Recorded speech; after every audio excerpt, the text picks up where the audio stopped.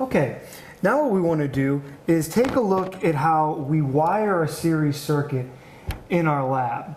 Now, a series circuit, as you remember, has one path of current, just one path for current to flow. So, one of the ways I see a lot of people set it up is a straight line. One resistor, and the next resistor, and one more resistor, just like this. And this is a fine way to do it. The only problem I have with this is I actually like to wire up the circuits where they look exactly or more like the actual schematic diagram, but that's just a personal preference. So in a circuit like this, I'd simply take the positive, plug it into one end, the negative, plug it into the other, and I have my simple series circuit right here. All right? The other way to wire it up is to simply go and make it look a little bit more like the schematic, where our electrons will flow into here, through resistor 1, through resistor 2, through resistor 3. This is another way to wire it up, which I think is actually a pretty good way to do it. I think the reason I like this is, one, it looks like the schematic, and two, it makes it a little bit easier to break later when we're trying to measure for current. So let's just go through some basic steps here of taking a look at how we measure resistance. All right. Remember, with resistance, we always want to take out the power source. All right. Now, and again, with resistance, as you learned in class or through your reading, resistance in a series circuit is the sum of all of the resistors in the circuit. Now, we're going to assume here that we don't know what the value is for each individual resistor. So we want to find out the resistance total for this simple series circuit. So, again, I go to here, I go to my function on my multimeter, I select the high ohm button. If you're using a digital multimeter, a handheld, you'll see the omega symbol there if it's auto ranging.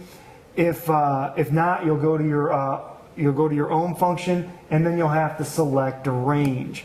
So what we're going to do here is I'm going to take the positive from my meter, plug it into here, the negative, plug it into here, and I'm on my ohm scale setting here. Now, what happens here is when I see this symbol here, that means I'm overloading. I'm set at 200 ohms, and the sum total of this resistive circuit is higher than that. So I turn it up one more, and look at that. I'm at 1.013 kiloohms, or what would be 1,013 ohms. What that tells me, if I added all of these up, I'd be pretty close to 1,000 ohms, which would be exactly where I would want to be based on the indication. This extra 13 ohms is well within the tolerance range. All of these have a fourth band of gold, and as you learned in class, that's a 5% plus or minus deviation, and we're well within that range. So this is how we would measure the total resistance